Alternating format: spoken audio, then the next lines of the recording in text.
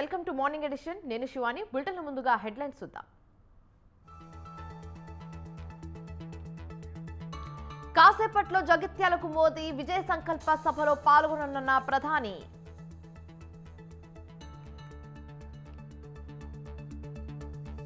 నేడు party regional కోఆర్డినేటర్లతో Jagan భేటీ. CM camp కార్యాలయంలో సమావేశం.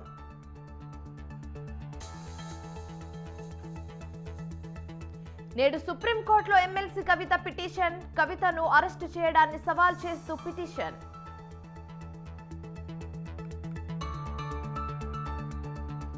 రెండో రోజు ప్రణీత్ రావును విచారించనున్న పోలీసులు. Phone, laptop data retrieve.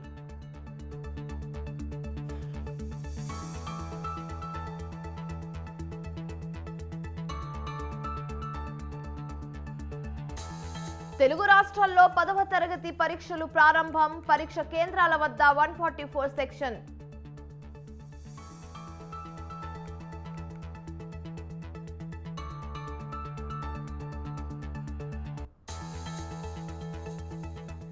రాజస్థాన్లో రైలు ప్రమాదం. పట్టాలు తప్పిన సబర్మతి ఆగ్రా ఎక్స్ప్రెస్.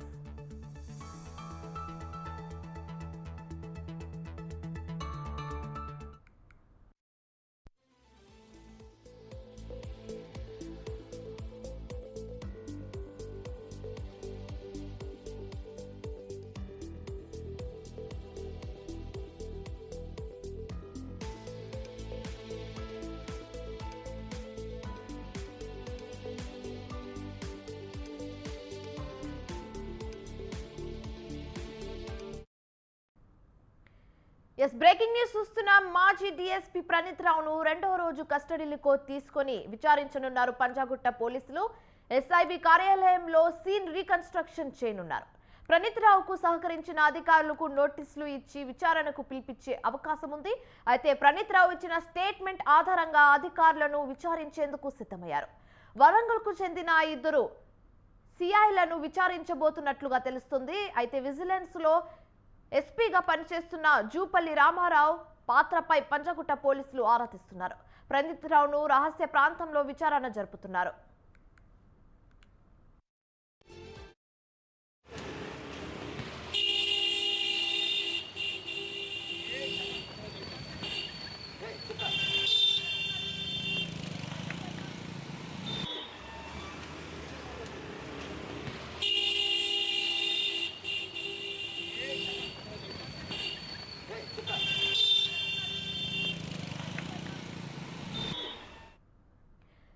మాజీ డీఎస్పీ ప్రణీత్ రావును రెండో రోజు కస్టడీలోకి తీసుకొని విచారించనున్నారు పంజాగుట్ట పోలీసులు.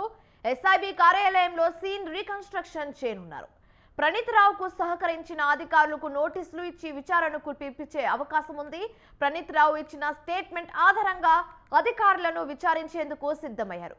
అయితే వరంగల్కు చెందిన 2 సిఐలను విచారించబోతున్నట్లుగా తెలుస్తుంది. విజిలెన్స్ లో ఎస్పీగా పనిచేస్తున్న జూపల్లి రామారావు పాత్రపై పంజాగుట్ట పోలీసులు ఆరా తీస్తున్నారు. ప్రణీత్ రావును రహస్య ప్రాంతంలో విచారణ జరుపుతున్నారు.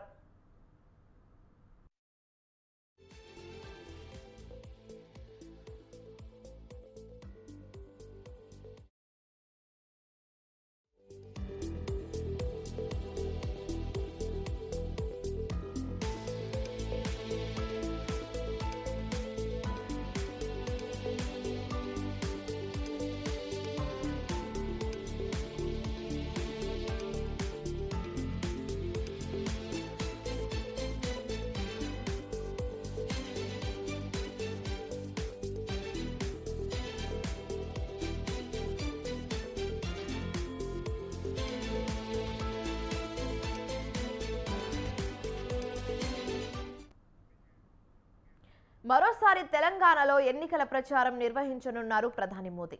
ఇవాళ జగిత్యాలలో జరిగే బీజేపీ విజయ సంకల్ప సభలో ఆయన పాల్గొంటారు. నిన్న చిలుకలూరిపేట మండలం బొప్పాడు దగ్గర జరిగిన కూటమి సభలో మోదీ పాల్గొన్నారు. అనంతరం ఆయన హైదరాబాద్ చేరుకున్నారు. రాత్రి రాజ్ భవన్ లో బస చేశారు.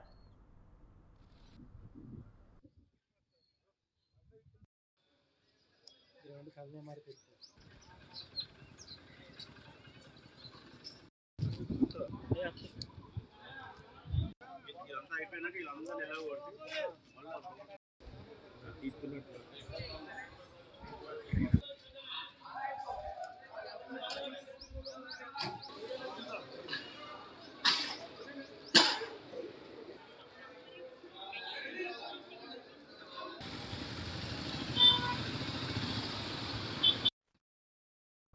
కాసేపట్లో బేగంపేట్ ఎయిర్పోర్ట్ కి చేరుకుంటారు మోదీ. అక్కడి నుంచి మింగ్ 17 హెలికాప్టర్లో జగిత్యాలకు బయలుదేరతారు. ఉదయం 11:15 జగిత్యాలకు చేరుకుని 11:25 బహిరంగ సభకు హాజరవుతారు. మధ్యాహ్నం 1:30 హైదరాబాద్కు వస్తారు మోదీ. అనంతరం బేగంపేట్ ఎయిర్పోర్ట్ నుంచి కర్ణాటక శివమొగ్గకు వెళ్లనున్నారు.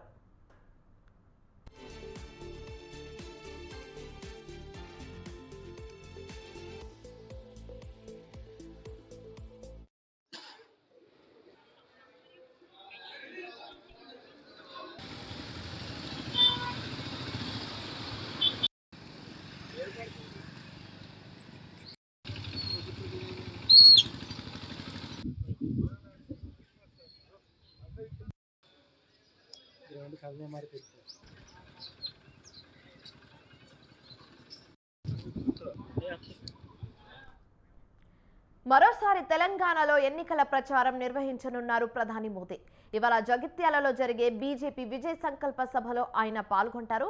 నిన్న చిలుకలూరిపేట మండలం బొప్పుడు దగ్గర జరిగిన కూటమి సభలో మోదీ పాల్గొన్నారు. అనంతరం ఆయన హైదరాబాద్ చేరుకున్నారు. రాత్రి రాజ్భవన్లో బస చేశారు.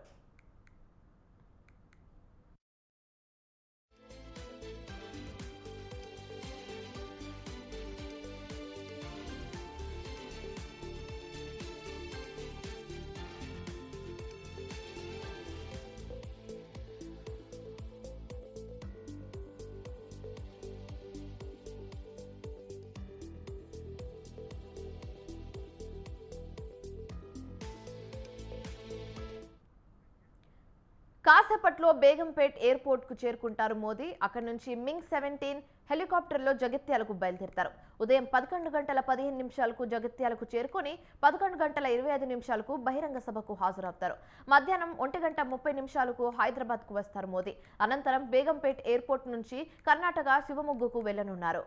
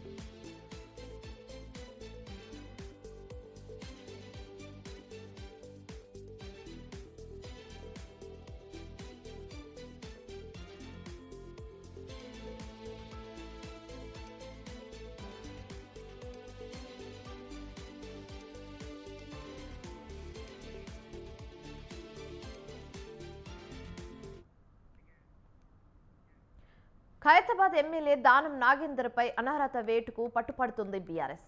ఆయనపై అనర్హత పిటిషన్ సమర్పించేందుకు సిద్ధమైంది. అందుకోసమని స్పీకర్ను కలిసేందుకు అపాయింట్మెంట్ కోరారు. దీంతో స్పీకర్ నిన్న సాయంత్రం 6 గంటలకు అపాయింట్మెంట్ ఇచ్చారు. స్పీకర్ ప్రసాద్ కుమార్ ఇంటికి బీఆర్ఎస్ నేతలు పాడి కౌశిక్ రెడ్డి, మాగంటి గోపీనాథ్, కాలేరు వెంకటేష్, ముఠా గోపాల్ కలిసి వెళ్లారు. అయితే సాయంత్రం 6 గంటలకు అపాయింట్మెంట్ ఇచ్చినప్పటికీ రాత్రి 8:30 వరకు కూడా తమను కలవలేదని బీఆర్ఎస్ ఎమ్మెల్యేలు చెప్పారు. ఇవాళ మరోసారి స్పీకర్ను కలిసి దానం నాగేంద్రపై అనర్హత వేటు వేయాలని కోరనున్నారు నేతలు.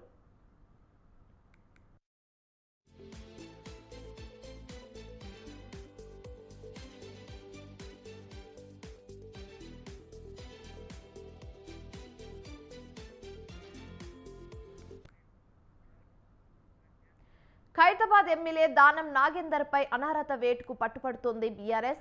ఆయనపై అనర్హత పిటిషన్ సమర్పించేందుకు సిద్ధమైంది. అందుకోసమని స్పీకర్ను కలిసేందుకు అపాయింట్మెంట్ కోరారు. దీంతో స్పీకర్ నిన్న సాయంత్రం 6 గంటలకు అపాయింట్మెంట్ ఇచ్చారు.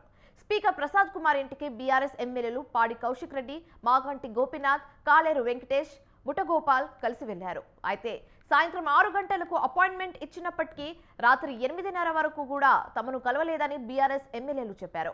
ఇవాళ మరోసారి స్పీకర్ను కలిసి దానం నాగేందర్పై అనర్హత వేటు వేయాలని కోరనున్నారు నేతలు. అయితే ఈ అంశానికి సంబంధించి మరింత సమాచారం మా ప్రతినిధి సవిన్ ఫోన్ ద్వారా అందిస్తారు. సవిన్, చెప్పండి.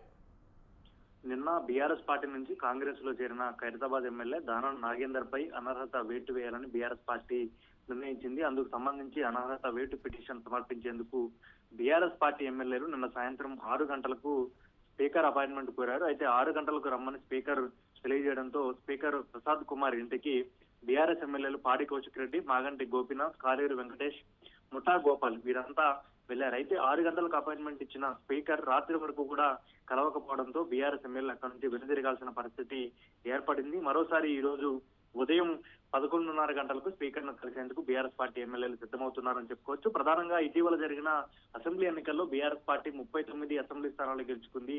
అంటే 39 మంది ఎమ్మెల్యేల్లో ఒక ఎమ్మెల్యే పార్టీ మారితే అనర్హత వేటు పడే అవకాశం ఉందని బీఆర్ఎస్ పార్టీ చెప్తూ వస్తోంది. ఒకవేళ బీఆర్ఎస్ పార్టీ నుంచి కాంగ్రెస్ లోకి పోవాలంటే 2/3 వంతు మంది ఎమ్మెల్యేలు పార్టీ మారితేనే అప్పుడు అనర్హత వేటు పడదు.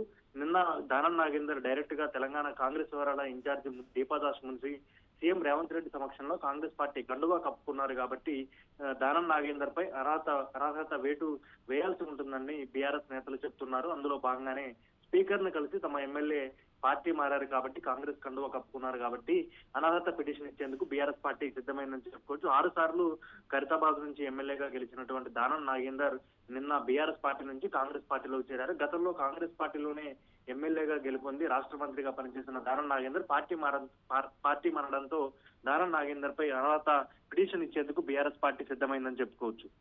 Right, thank you సవి.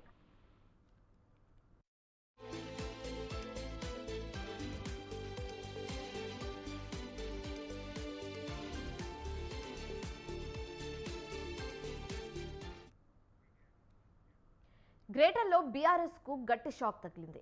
ఒకే రోజు సిట్టింగ్ ఎంపీ, ఎమ్మెల్యే పార్టీకి గుడ్ బై చెప్పారు. అధికార కాంగ్రెస్ పార్టీలో చేరారు. ఖైరతాబాద్ ఎమ్మెల్యేగా బీఆర్ఎస్ తరఫున ఇటీవలి ఎన్నికల్లో గెలుపొందిన దానం నాగేందర్ తిరిగి కాంగ్రెస్ గుట్టికి చేరారు. సికింద్రాబాద్ కాంగ్రెస్ అభ్యర్థిగా బరిలో దిగే అవకాశం ఉన్నట్లుగా సమాచారం. అయితే చేవెళ్ల ఎంపీ రంజిత్ రెడ్డి భారసకు రాజీనామా చేసి కాంగ్రెస్ లో చేరారు. వీరిద్దరూ తెలంగాణ కాంగ్రెస్ ఇన్ఛార్జ్ దీపాదాస్ మున్షి ఆధ్వర్యంలో సీఎం రేవంత్ రెడ్డి సమక్షంలో పార్టీలో చేరారు. మరింత మంది నగర ఎమ్మెల్యేలు కాంగ్రెస్ లో చేరతారని పార్టీ వర్గాలు చెప్తున్నాయి.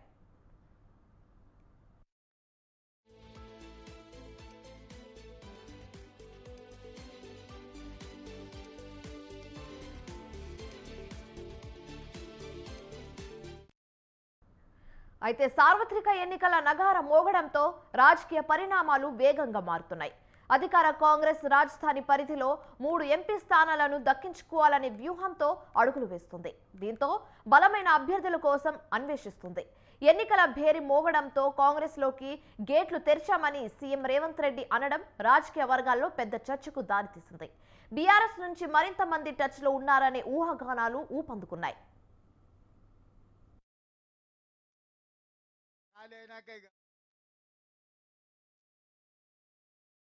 గేట్ ఓపెన్ చేసి ఒక్క గేట్ తెరిచిన మొత్తం తెరవాలి. Present MLA, present MP already gate open చేసినాం.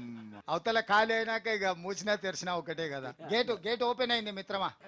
పొద్దున గేట్ ఓపెన్ చేసి ఒక్క గేట్ తెరిచిన మొత్తం తెరవాలి. Present MLA, present MP already gate open చేసినాం.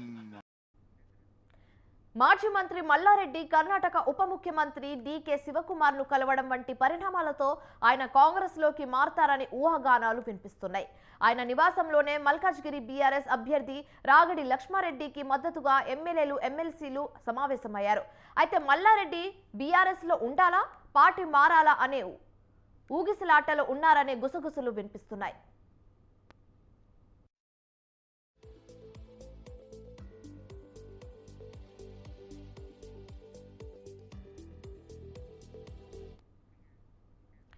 పార్టీ మారుతున్న నేతలు సాధారణంగా కార్యకర్తలతో మాట్లాడి నిర్ణయం తీసుకుంటామని చెప్తుంటారు. ఇందుకు భిన్నంగా కొందరు నేతల తీరు ఉండడంతో నాయకుల అనుచరులు గుర్రుగా ఉన్నారు. దానం నాగేందర్ కాంగ్రెస్ లో చేరుతున్నట్లు తమకు కనీసం సమాచారం ఇవ్వలేదని ఆయన ముఖ్య అనుచరులు వాపోయారు. పార్టీకి జిల్లా అధ్యక్షులు ఉన్న అంత అధిష్టానం చూసుకుంటుందిలే అన్న ధోరణిలోనే వారు ఉన్నారు.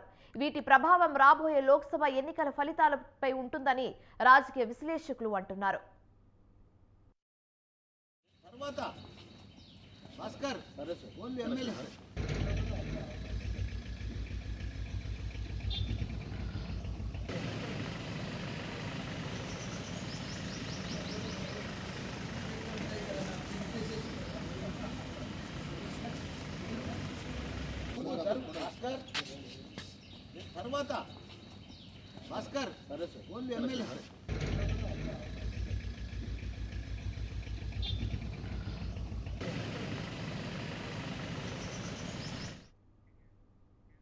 సీనియర్లకు టికెట్లు ఇవ్వలేదు. సీనియర్లను నిర్లక్ష్యం చేశారు. అనుభవాన్ని పక్కన పెట్టారు. ఇన్నాళ్ళు చేసిన సేవలకు ఇదా ఇచ్చే గౌరవం? ఇది ఆంధ్రప్రదేశ్ రాజకీయ పార్టీల సీనియర్ నాయకుల మాట. 100 ఏళ్లకు పైబడిన ఆ పార్టీలో మాత్రం సీనియర్ నాయకులు టికెట్ వద్దు బాబోయ్ అంటున్నారు. తాము అసలు పోటీలోనే ఉండమని అంటున్నారు. ఇంతకీ అలా అంటున్న పార్టీ ఏది? సీనియర్లంతా ముక్త కంఠంతో పార్టీకి దూరమని ఎందుకంటున్నారు?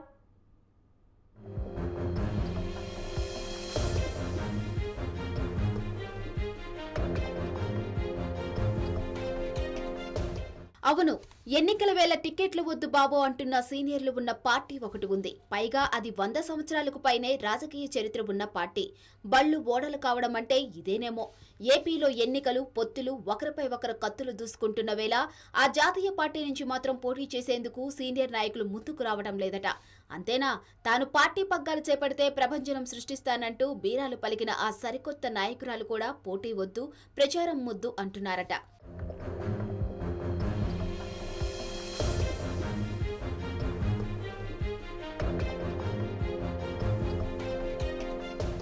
ఇంతవరకు చూసిన దాన్ని బట్టి మీకు ఈ పార్టీకే అర్థమై ఉంటుంది ఆ పార్టీ ఏది, ఆ నాయకమని ఎవరు అని. అవును, మీరు ఊహించింది నిజమే. ఆ పార్టీయే ఏపీ కాంగ్రెస్. ఆ నాయకురాలే వైఎస్ షర్మిల. ఏపీలో రాజకీయ పార్టీలు పొత్తులు కుదుర్చుకుంటున్న వేళ అధికార పార్టీ తమ అభ్యర్థులను కూడా ప్రకటించిన సమయాన ఆ పార్టీ సీనియర్ నాయకులు మాత్రం పోటీకి ససేమిరా అంటున్నారని కాంగ్రెస్ నాయకులే చెబుతున్నారు.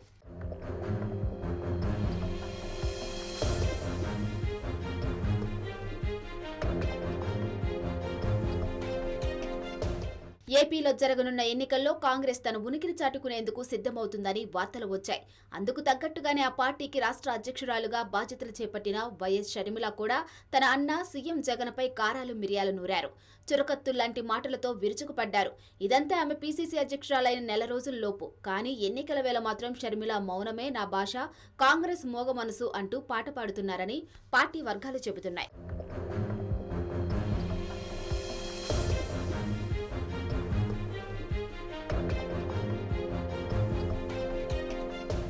ఏపీలో జరగనున్న 175 శాసనసభ స్థానాలు, 25 లోక్సభ స్థానాలకు దరఖాస్తులు చేసుకోవాలని పార్టీ శ్రేణులకు పిలుపునిచ్చింది కాంగ్రెస్ అధిష్టానం. గెలుపోటములు పక్కన పడేసిన కాంగ్రెస్ నాయకులు టికెట్ కోసం దరఖాస్తులు చేసుకున్నారు. ఏకంగా 1000 మందికి పైగా ఎమ్మెల్యే అభ్యర్థులుగా నిలబడతామని దరఖాస్తులు చేసుకున్నట్లు చెబుతున్నారు. కానీ ఇందులో పార్టీ సీనియర్ నాయకులు ఎవరూ లేకపోవడం కాంగ్రెస్ కి మింగుడు పట్టం లేదట.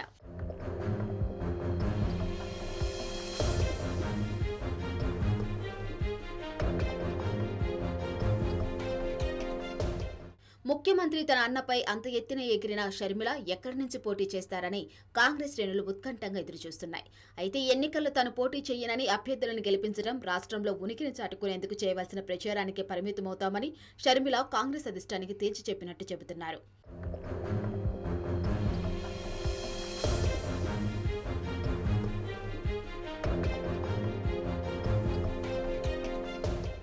నిజానికి ఎన్నికల్లో షర్మిలను తన తల్లి గతంలో పోటీ చేసిన విశాఖపట్నం నుంచి కానీ, పార్టీకి పట్టున్న రాయలసీమ నుంచి కానీ పోటీ చేయించాలని అధిష్టానం ఆశించిందని చెబుతున్నారు నేతలు. అయితే షర్మిల మాత్రం ఈ ప్రతిపాదనలకు ససేమిరా అన్నారని తెలుస్తుంది. తాను ఎన్నికల బరిలో నిలిస్తే కాంగ్రెస్ అభ్యర్థుల విజయం కోసం ప్రచారం చేయలేనని మెలిగిపెట్టినట్లు సమాచారం.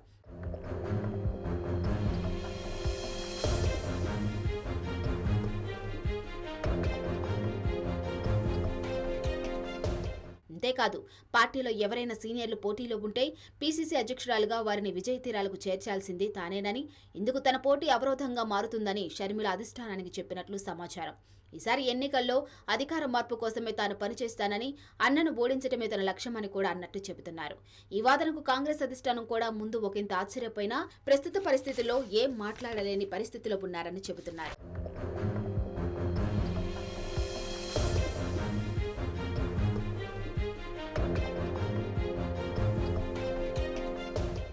ఎన్నికల్లో పీసీసీ అధ్యక్షురాలు పోటీ చేయకపోయినా కనీసం సీనియర్ నాయకులైన బరిలో నిలబడితే బాగుంటుందని అధిష్టానం భావించిందంటున్నారు. అయితే కాంగ్రెస్ సీనియర్లు కూడా ఇందుకు ముందుకు రాలేదని సమాచారం. మాజీ పీసీసీ అధ్యక్షుడు గిడిగి రుద్రరాజును విజయవాడ నుంచి లోక్సభకు పోటీ చేయమని కాంగ్రెస్ అధిష్టానం ఒత్తిడి చేసిందని చెబుతున్నారు. ఈ ప్రతిపాదనలకు ఆయనకు అంగీకరించకపోవడంతో పాటు సీనియర్ నాయకులు ఇంతకుముందు పీసీసీ అధ్యక్షులుగా ఉన్నవారు పోటీ చేస్తే తాను కూడా సిద్ధం అన్నట్లు చెబుతున్నారు.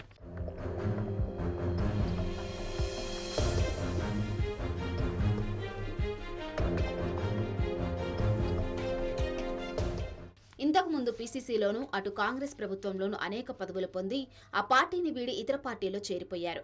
ఇక మిగిలిన రఘువీరారెడ్డి, కేవీపీ రామచంద్రరావు, పళ్లం రాజు, శీలం, హర్షకుమార్ వంటి వారు పోటీకి ససేమేరా అంటున్నారని సమాచారం. వీరిలో ఎవరు పోటీకి సై అన్నా మిగిలిన సీనియర్లు ముందుకు వస్తారని కాంగ్రెస్ అధిష్టానం భావిస్తుందట. అయితే ఎవరి నుంచి పోటీకి సానుకూలత రాకపోవడం 100 ఏళ్లకు పైబడిన కాంగ్రెస్ పార్టీకి ఏపీలో మిగిలిన గత వైభవంగానే చెబుతున్నారు రాజకీయ నిపుణులు.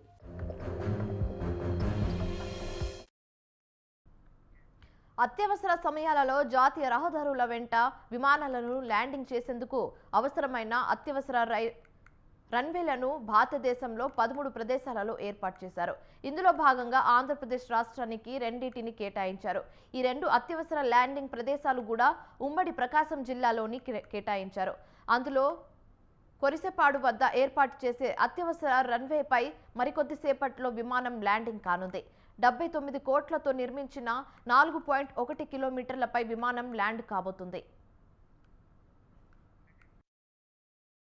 అత్యవసర ల్యాండింగ్ కు సంబంధించిన మరింత సమాచారాన్ని మా ప్రతినిధి శ్రీనివాస్ అందిస్తారు. ఎమర్జెన్సీ ల్యాండింగ్ జాతీయ రహదారి 16 పైన విమానాల అత్యవసర ల్యాండింగ్ను ఈరోజు ప్రారంభించనున్నారు. ఈరోజు 9 గంటల నుంచి మధ్యాహ్నం 1 గంట సమయం లోపుగా ఈ విమానాల అత్యవసర ల్యాండింగ్ అనేది ఇక్కడ జరగనుంది. ఉమ్మడి ప్రకాశం జిల్లా ప్రస్తుతం బాపట్ల జిల్లా అయినటువంటి కొరిసపాడు మండలం పి గుడిపాడు సమీపంలో ఉన్న అత్యవసర జాతీయ రహదారి 4.1 కిలోమీటర్ ఏదైతే ఉందో అక్కడ ఈరోజు అత్యవసరంగా విమానాలను ల్యాండింగ్ చేసేందుకు అవసరమైనటువంటి కార్యక్రమాలన్నింటినీ కూడా పూర్తి చేశారు. అందులో భాగంగా ఇప్పటికే మొబైల్ రాడార్ మరియు మొబైల్ సిగ్నల్స్ వాహనాలను కూడా ఇక్కడ ఏర్పాటు చేసిన పరిస్థితి మనం విజువల్లో చూడొచ్చు. ఇక్కడ వాటిని ఏర్పాటు చేయడమే కాకుండా దానికి సంబంధించిన సరంజామా మొత్తం కూడా ఇక్కడ ఎవరైతే వైమానిక దళ అధికారులు ఉన్నారో వారి పర్యవేక్షణలో గత 3 రోజులుగా కూడా అన్ని రకాల కార్యక్రమాలను కూడా ఇక్కడ పర్యవేక్షిస్తున్న పరిస్థితి ఉంది. ఇక్కడ కానీ గమనించినట్లయితే సుమారు 500 మంది పోలీసుల పటిష్ట బందోబస్తు నడుమ ఈ ఎమర్జెన్సీ ల్యాండింగ్ పైన మరికొద్ది క్షణాలలో విమానం అత్యవసర ల్యాండింగ్ జరగనుంది. ఈ ల్యాండింగ్కు అవసరమైనటువంటి అన్ని రకాల ఏర్పాట్లు కూడా పూర్తయ్యాయని చెప్పవచ్చు. మన భారతదేశంలో దాదాపు ఈ జాతీయ రహదారుల వెంట సుమారు 13 అత్యవసర ల్యాండింగ్లకు ఏర్పాటు చేయడం జరిగింది. అందులో భాగంగా 2 ఆంధ్రప్రదేశ్కు కేటాయించగా ఈ 2 అత్యవసర ల్యాండింగ్ కూడా ఉమ్మడి ప్రకాశం జిల్లాలోని కోరిసపాడు వద్ద ఒకటి, తర్వాత సింగరాయకొండ వద్ద మరొకటి కూడా ఏర్పాటు చేశారు. ఈ కోరిసపాడు వద్ద ఉన్న దానిపై ఇప్పటికే ఒక ట్రయల్ రన్ పూర్తి చేయగా ఈసారి విమానాల యొక్క ల్యాండింగ్ కోసం అన్ని రకాల ఏర్పాట్లను కూడా పూర్తి చేశారు. ఈ విమానాల ల్యాండింగ్ జరిగే సమయంలో ఎటువంటి అవాంఛనీయ సంఘటనలు చోటు చేసుకోకుండా ఉండేందుకు అవసరమైనటువంటి అన్ని రకాల చర్యలను కూడా చేపట్టారు. విమానాల ల్యాండింగ్ సమయంలో గేదెలు కానీ, మనుషులు కానీ, పశువులు కానీ అటువంటివి ఏవి రాకుండా ఉండేందుకు వీలుగా బార్కెట్లను కూడా ఇక్కడ ఈ ల్యాండింగ్ పొజిషన్ రోడ్డు ఏదైతే ఉందో ఆ 4.1 కిలోమీటర్ మేర మొత్తం కూడా ఏర్పాటు చేశారు. అదేవిధంగా ఎవరైనా విజిటర్స్ వచ్చి దాన్ని వీక్షించేందుకు వీలుగా ఈ అత్యవసర ల్యాండింగ్ రహదారి ఏదైతే ఉందో దానికి పరమట వైపున ఒక టెంటును ఏర్పాటు చేసి అక్కడ వీక్షకులు మరియు అతిథులు కూర్చునేటువంటి వీలుగా అక్కడ అవసరమైనటువంటి ఏర్పాట్లను కూడా చేశారు. అదేవిధంగా తూర్పు వైపున ఈ అత్యవసర ల్యాండింగ్ సమయంలో అవసరమైనటువంటి అత్యవసర పరికరాలైనటువంటి ఈ ఎమర్జెన్సీ 108 వాహనాలతో పాటుగా అంబులెన్సులు మరియు అగ్నిమాపక యంత్రాలను కూడా ఇక్కడ సిద్ధం చేసిన పరిస్థితి మనం విజువల్స్లో గమనించవచ్చు. ఈ ల్యాండింగ్ కోసం ఈ జాతీయ రహదారి వెంట వచ్చేటువంటి వాహనాలు కూడా ఇప్పటికే ట్రాఫిక్ మళ్లింపులను చేపట్టారు. ఒకవైపు మేదరమెట్ల జాతీయ రహదారి మేదరమెట్ల వద్ద నుంచి ల్యాండింగ్ను అడ్డుకొనగా మరోవైపు మార్టూరు వద్ద నుంచి కూడా వచ్చేటువంటి వాహనాలను అక్కడికక్కడే ఆపివేశారు. సాధారణ వాహనాలకు ఈ రూట్ మళ్లింపును ఏర్పాటు చేసి ఇక్కడ మేదరమెట్ల వద్ద నుంచి అద్దంకి మీదుగా గుంటూరు వైపుకు వెళ్లే విధంగా గుంటూరు వైపు నుంచి వచ్చేటువంటి వాహనాలను ఈ అద్దంకి వైపు నుంచి జాతీయ రహదారిపై వచ్చే విధంగా ఈ ఎమర్జెన్సీ ల్యాండింగ్ సమయంలో వాహన మళ్లింపులను కూడా చేపట్టారు. ఉదయం 7 గంటల నుంచి కూడా ఈ వాహన మళ్లింపు ప్రక్రియ అనేది కొనసాగుతూ ఉంది. ఇక్కడ మనం గమనించుకున్నట్లయితే సుమారు 79 కోట్ల వ్యయంతో ఈ 4.1 కిలోమీటర్ల ఈ అత్యవసర రన్వేను కూడా ఏర్పాటు చేశారు. మరికొద్ది క్షణాల్లో ఈ రన్వే పైన విమానాలు దిగనున్నాయి. దీనికి సంబంధించి ఈ ఎయిర్ ఫోర్స్ అథారిటీ వారు ఎవరైతే ఉన్నారో వారు గత 3 రోజులుగా కూడా ఇక్కడే ఉండి అన్ని రకాల కార్యక్రమాలను కూడా పర్యవేక్షిస్తున్న పరిస్థితి ఉంది. ఎయిర్పోర్ట్ ల్యాండింగ్ అత్యవసర రన్వే వద్ద నుండి వీడియో జర్నలిస్ట్ వాసుతో శ్రీనివాస్, స్వంత్ర న్యూస్. భారత్ జోడో న్యాయయాత్ర ముగింపు సభ ముంబైలో జరిగింది. లోక్సభ ఎన్నికల ముందు ఇండియా కూటమి నేతలు బల ప్రదర్శనకు వేదికగా నిలిచింది. ముంబైలోని శివాజీ పార్క్లో ఈ సమావేశం జరిగింది. మల్లికార్జున ఖర్గే, శరద్ పవార్, ఉద్ధవ్ ఠాక్రే, తేజస్వి యాదవ్, మెహబూబా ముఫ్తీ, స్టాలిన్, ఫరూక్ అబ్దుల్లా వంటి నేతలు హాజరయ్యారు. కేంద్రంలోని బీజేపీపై ఏఐసీసీ నేత రాహుల్ గాంధీ కీలక వ్యాఖ్యలు చేశారు. బీజేపీ కేంద్ర దర్యాప్తు సంస్థలను అడ్డుపెట్టుకొని రాజకీయం చేస్తుందన్నారు. ఈడీ లాంటి సంస్థలను అడ్డుపెట్టుకొని తమ పార్టీ నేతలను బీజేపీలో చేర్చుకున్నారని ఆరోపించారు. తమను కూడా ఈడీ వేధించిందని ఆరోపించారు. अब सवाल उठता है वो शक्ति क्या है। जैसे किसी ने यहाँ कहा राजा की आत्मा ईवीएम में है। सही है राजा की आत्मा ईवीएम में है, हिंदुस्तान की हर संस्था में है, ईडी में है, सीबीआई में है, इनकम टैक्स डिपार्टमेंट में है। एक वरिष्ठ नेता, नाम नहीं लेना चाहता हूँ, इसी प्रदेश के एक वरिष्ठ नेता कांग्रेस पार्टी को छोड़ते हैं और रो के कहते हैं, मेरी माँ से रो के कहते हैं कि सोनिया जी मुझे शर्म आ रही है, मेरे में इन लोगों से, इस शक्ति से लड़ने की हिम्मत नहीं है, मैं जेल नहीं जाना चाहता हूं। और ये एक नहीं है, ऐसे हजारों लोग डराए गए हैं। क्या आप सोचते हो शिवसेना के लोग, एनसी के लोग ऐसे ही चले गए? नहीं, जिस शक्ति के मैं बात कर रहा हूं उन्होंने उनका गला पकड़कर उनको बीजेपी की ओर किया है और वो सब डर के गए हैं। सब पार्टियों के, सब विपक्ष के पार्टियों के लोग चले, सब नेता आए, हिंदुस्तान का पूरा विपक्ष इन यात्राओं में शामिल हुआ। शरद पवार जी आए, उद्धव जी आए, तेजस्वी आए। सोशल मीडिया में भी आप गलत फहमी में मत रहिए। किसी ने कहा कि सोशल मीडिया एक रास्ता है, सोशल मीडिया रास्ता नहीं है, उस पर भी कंट्रोल है। अमेरिका की कंपनियों पे दबाव है, तो काफी डिस्कशन होता है कि हम बीजेपी से लड़ रहे हैं। लोग सोचते हैं कि हम सब एक राजनीतिक दल के खिलाफ लड़ रहे हैं। देश भी सोचता है कि ये जो नेता स्टेज पे बैठे हैं अलग अलग पॉलिटिकल पार्टी से हैं, ये एक राजनीतिक पार्टी से लड़ रहे हैं। ये सच नहीं है, ये गलत है। हम राजनीतिक पार्टी से नहीं लड़ रहे हैं और ये समझने की जरूरत है। हिंदुस्तान के युवाओं को ये बात समझनी होगी। कोई और कहता है ये सब लोग एक व्यक्ति के खिलाफ। రష్యా అధ్యక్షుడిగా వ్లాదిమిర్ పుతిన్ ఎన్నికయ్యారు. 87.97% ఓట్లతో పుతిన్ విజయం సాధించారు. రష్యాలో 3 రోజుల పాటు పోలింగ్ జరిగింది. మొత్తం 60% పైగా పోలింగ్ శాతం నమోదైంది. అధ్యక్షుడిగా మరోసారి ఎన్నికైన తర్వాత పుతిన్ కీలక వ్యాఖ్యలు చేశారు.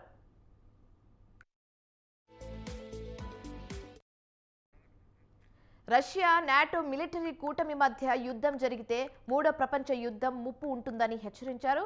ఈ యుద్ధాన్ని ఎవరు కోరడం లేదని చెప్పారు. ప్రస్తుతం ప్రపంచంలో అన్ని సాధ్యమే అన్నారు. ఉక్రెయిన్తో రష్యా యుద్ధం చేస్తుంది. దీనిపై చర్చించేందుకు ఫ్రాన్స్తో పాటు ఇంగ్లాండ్ను ఎంచుకున్నామని పుతిన్ తెలిపారు. ఉక్రెయిన్తో జరుగుతున్న యుద్ధంలో అణ్వాయుధాలను వాడాల్సిన అవసరం తమకు లేదని చెప్పారు. ఇటువంటి ఆలోచన తమకు ఎన్నడూ రాలేదని అన్నారు.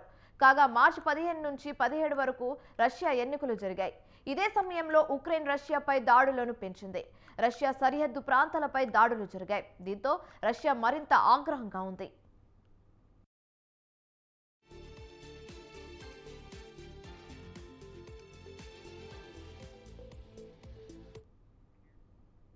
ఇవి ఇప్పటి వరకున్న updates. For more updates keep watching స్వతంత్ర.